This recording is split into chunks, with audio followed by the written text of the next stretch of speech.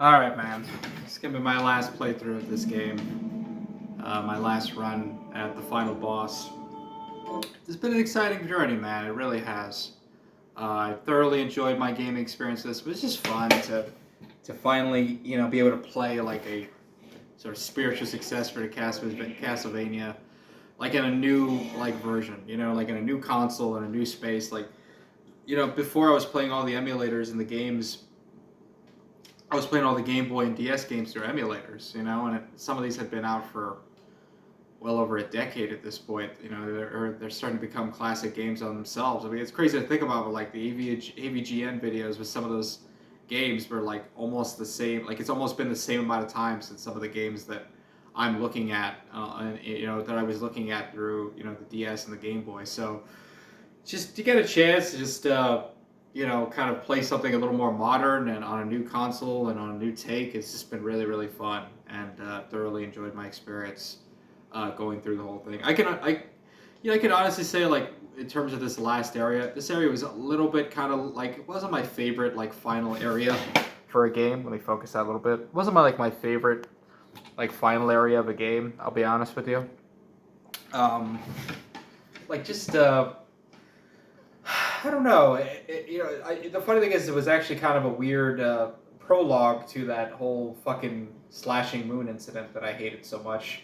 Um, it was I'd gone through, and once I had found that out, I distinctly remember going through a particular area in the game early on, real early on, kind of like over here somewhere, where I went through this big ass room where this fucking red moon was just kind of sitting right in the middle of this giant ass room, and it just visually caught my eye so much that I actually took a picture of it on the Switch and took like a mental note of it.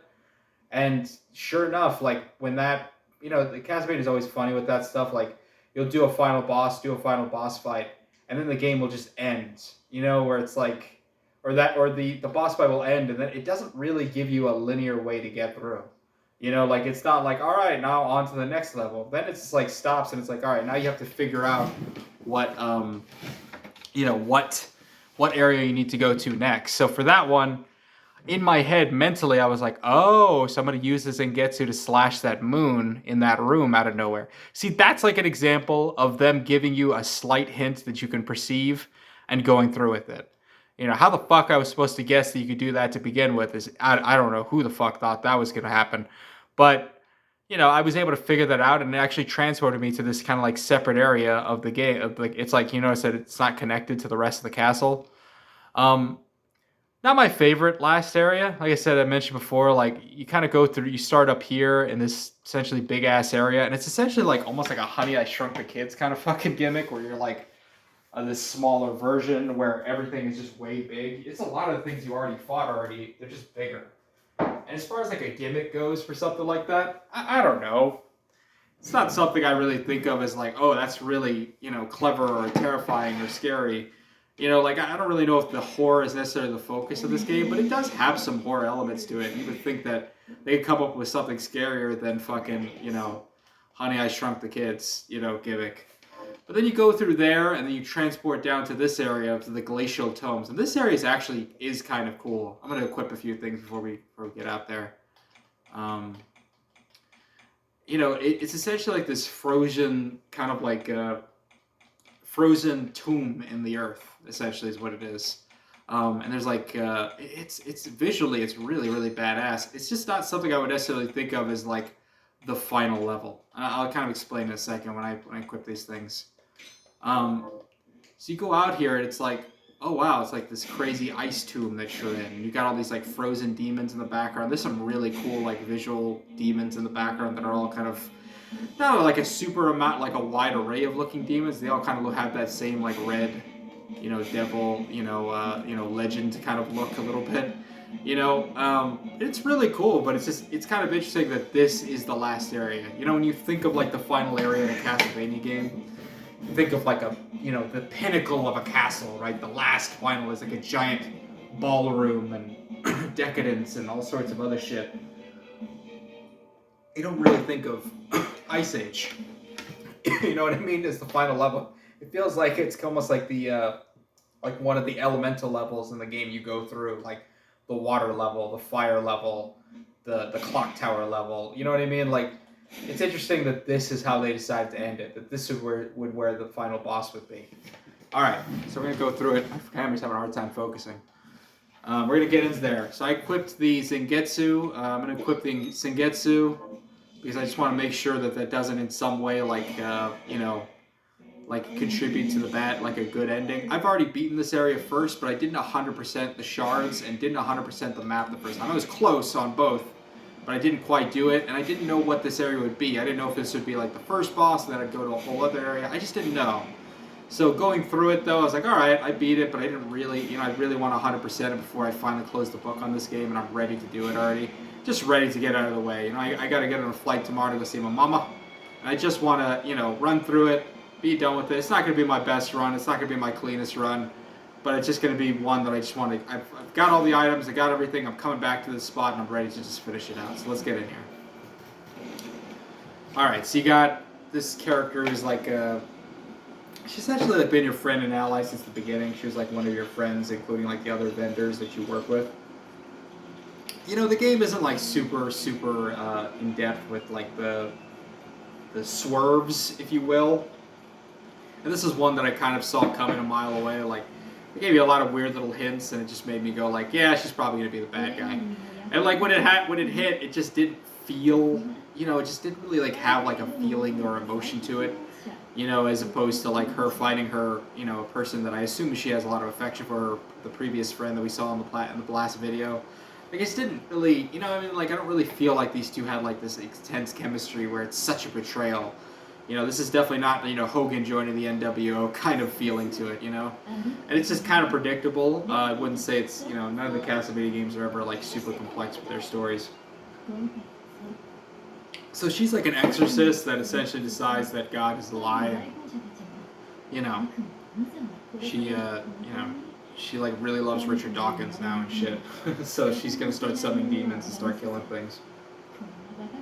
And the whole gimmick in the beginning of the game, I thought it was very curious, but they were like kind of warning you not to rely too much on the shards because the shards are a source of demon power. And so I was like, I don't think the game would possibly consider making collecting the shards a bad thing. I would assume if you 100% the shards, you're actually more likely to get a good ending rather than a bad one. And I would have been like really interested to see like what if they had done something like that? What if they had made it to where if you did 100% all the shards and collect them all, you actually did get a bad ending? It would have been crazy, and I think it would have been a really interesting creative risk. It would have been one that I think would have generated at least some conversation. Is like, is that something you actually should do? Like if the characters are telling you not to collect them all and you do it anyway, aren't you kind of, like wouldn't that almost be kind of expected? I don't know. It's an interesting creative risk that I frankly don't think they took, but I don't know. We'll see. We'll see what the ending really unfolds here. I feel like it's going to end the same way. I equipped the Zangetsu sword, but I just also want to make sure that doesn't have anything to do with why this ending. Love the getup. I always gotta have I always like pink and green together as the getup. I don't really have any control over their headgear. It just is what it is. But nice Latina doing her damn thing. It's fun that you get to kind of personalize your character a little bit. I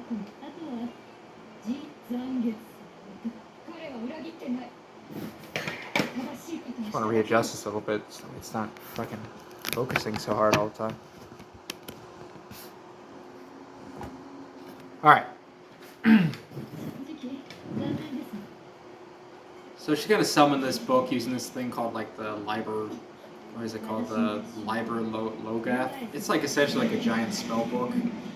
I don't know. Like, I don't think it ever really like... it was never something I was ever really thinking about too much in this game. Like, it's not like some major goal item that you're like really thinking about a lot throughout the whole experience. You're kind of just running through it and killing things. I don't think it like takes away from the experience in any way, but I also don't really think it added anything too much really either. It's just kind of a spell book, which I guess leans into sort of like the more wizardy warlock kind of vibe that the game really does give off. So I guess that kind of plays more into the character a little bit. All right, so we're going. We're just going. This is sort of like the opening boss, if you will. Oh shit. Oh, I didn't realize I could duck and dodge that. That's actually kind of cool. You learn something every day. You do, kids. You frickin' do. I'm gonna fuck her up right here. Whoa, shit. Yeah, got her. Got that bitch. Woo, I didn't take any damage right there. Nice. Nice, nice, nice. Glad I got that shit on video. Alright, now we go into this fucking crazy monster world. Holy crap. This shit is scary. I mean, look at that crap. I kind of like this concept a little bit. It kind of reminds you almost a little bit of like a Marvel vs. Capcom kind of villain thing going on. Like, you know, those bigger than life final bosses that you would fight, you know.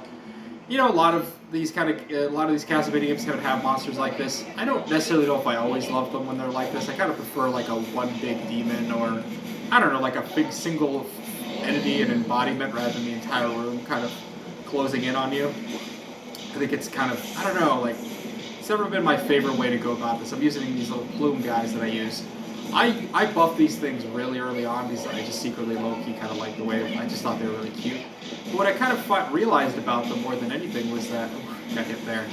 What I realized about them more than anything is that they're actually, they're not super great with the bosses so much, but they are hella good when it comes to, no, they're actually not really good like throughout the stage. Like, you're better off just shooting like a projectile or like a beam or whatever, like I was using in the other one when I got that. Like, that thing I use way more now than I ever did. But what I will use these little bastards for is just this fucking boss areas, because these things just bounce off the room. They're like little like bouncing balls almost, like they just ricochet off the room a lot when you're using them. Oh my god, I never even realized you could do that. I've never seen that before. I'm kind of just on the field. I'm kind of up in the ceiling right now. Kind of see what's gonna happen. Whoa, whoa. That was pretty cool. I've never seen that. I've actually ran into this boss a few times. I never saw that. That's pretty cool. Huh. I wonder if that's just like a luck of the draw depending on whatever monster you kill. So I clearly killed the main human head. Now I gotta kill these. I gotta kill, you know. I gotta kill Snowball the cat and fucking Lizard Man over here. I mean, I assume this is like the idea of like beast and reptile and human coming all together. I don't really understand it that much. Maybe it has to do with the shards themselves. Like, I don't know what the theme is based on this. I killed both of those too. But just look at what they're doing. They just ricochet off the walls. So they will repeatedly smash things and just keep hitting things over and over again, especially if you buff them like crazy. They just keep ricocheting off everything. Yeah, I killed this fucking thing. Boom. Didn't even use one healing potion. Oh, wait. No, wait. Oh my god, I thought this was done. Oh, there it is. That was pretty cool.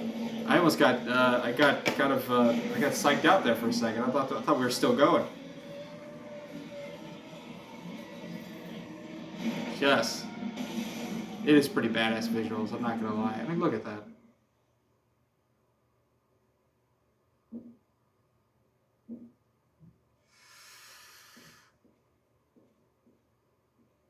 This is kind of your last homemade in the whole group. It feels like everybody else died. I thought maybe getting 100% maybe would bring them back to life, but I don't think they will. I think they did. I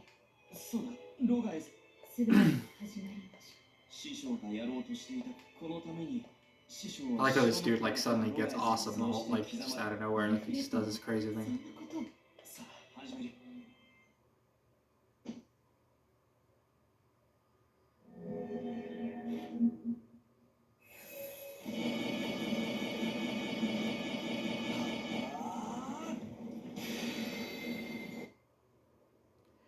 And of course you just get that classic image of the castle crumbling. Just so cool, just dissipating. I mean, you live for these moments, the Castlevania fan, or, you know, as a former Castlevania, like, you just conquering an entire castle at 100% of that bitch, 100% of the shards, and just watching it disappear. And that's it, man. That's what that's all about.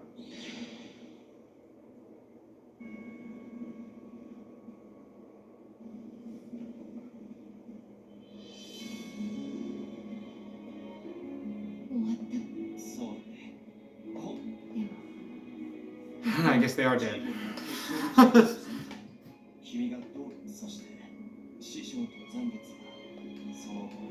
Yeah, yeah, this like bastard ass fucking priest dude who was giving you a hard time the whole fucking level, and then he just suddenly decides he wants to turn good at the end, and I'm supposed to care even though I really don't. The samurai dude, I'm kind of sad that he did die. I was like, wow, he just died. That's the dude. That's the blade I was using. Ugh, I don't really like that blade that much, but oh man, I do wonder if they're gonna do a sequel to this game. I mean, what an experience though, and I am glad. I think it was successful. I feel like a lot of people were into it, man. I've been seeing it like turn up in a lot of like gaming videos and stuff like that. Like people clearly like this game a lot. I really do hope that they could at least put together some type of money and just pull out Bloodstained too. I mean, that's the game I want to see, and just have fun with it, and just do something different.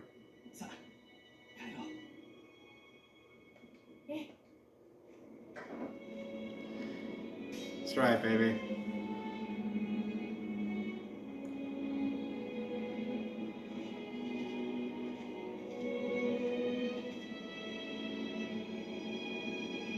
That's how EC do, man. That's how fucking EC do. Yeah, man. Honestly, like, that was nowhere near the hardest boss. The hardest boss by far was the secret boss where you fight this, like, the librarian dude in this game. Oh my god, dude. Jesus Christ. That boss was ridiculous. Like, I fought that guy just before I 100% this game. In order to get the 100% map and all the crystals, and Jesus Christ, I must have died fucking 8 times. I wanted to do a video on it, but I accidentally saved over it. It was funny. I needed to go to work. It takes me about 15 minutes to get to work. It was like 8:40. It was like 8:30, right? That was the first boss I ever fought. I saw this on a video where they were talking about how that boss is like one of the hardest opening bosses. They were like talking about like top 10 like hard opening bosses. It was a pretty difficult son of a bitch to get through. But I don't really remember it like taking more than 2 or 3 tries. And if I did a 3rd try, it was only because I didn't want to have to use a potion. Let me see if they do all the bosses. Oh yeah, look at that. So that was Zangetsu. That was a cool fight when I got to fight him for the first time. I love that they kind of gave the second fight that you get is like actually against a character. Like sometimes in Castlevania you'd fight like a Belmont or something like that out of nowhere, or like some random schmo. But yeah, that fucking librarian boss. Fuck you, dude. God damn that dude. So he's like this guy where you could go, essentially his name is OD, and it's short for Orlok Dracula. It's like, kind of get like one of those subtle, like, he looks like Alucard from Symphony of the Night. And, he's just, he gives you like, you can pick 3 out of 21 books, and these 3 books will essentially be like buffs that you can choose to pick. So you could go back and like, oh, I'm fighting a fire boss. Maybe I'll get resistance to fire or whatever. Or I use my striking more, so I'm gonna use some more striking buffs or spell buffs, whatever the fuck. But at some point, if you 99% the task, again, I don't know how the fuck I was supposed to know this. This boss was dumb. I fucking smoked the shit out of that boss like you wouldn't believe. That boss was a bitch. I was like so disappointed by that boss. It was like this like, the glass panelings on churches like became a hand and like started fighting you. It was dumb. It was so dumb. But anyway, yeah, you fight this librarian guy and he like just does all these disgustingly nasty moves. I wanted to do a video on it. I should have saved it. I can't believe I didn't. I was so mad at myself because it was 8:30 in the morning. It was 8:30 in the morning. I need to leave my house at 8:45, and I died like 6 or 7 times a few days before and then hadn't played it, and I was like, fuck it, let me just see if I can try to win this right the fuck now. That monster is pretty cool too. He's just like this like weird light monster that he just would beam around. I know some of the bosses were a little bit generic. Like that one kind of reminds me of the other one that you're gonna see, which is kind of the same concept as like using a light to kind of like move around a lot. I think that one allowed you to like double jump, if I'm not mistaken. Yeah. So I need to see if I can do the run, and like I said, for me, a perfect boss run is no potions, like I just did right now. No potions. If I don't have to use a potion, that means I did it, and I'm proud of it, and I'm happy with it. Preferably, don't take a lot of damage like I did against that girl the first time. But like, no potions is preferred. It's the way I want to go.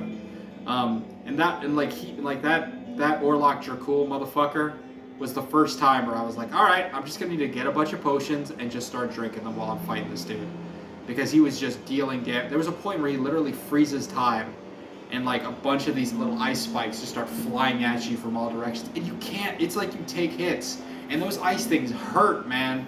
Those things would fuck you up, dude. They would fuck me up. And I must have died like fucking at least 7 or 8 times. And then even when I got up, so I get up at 8:30, I fight him the first time, die again.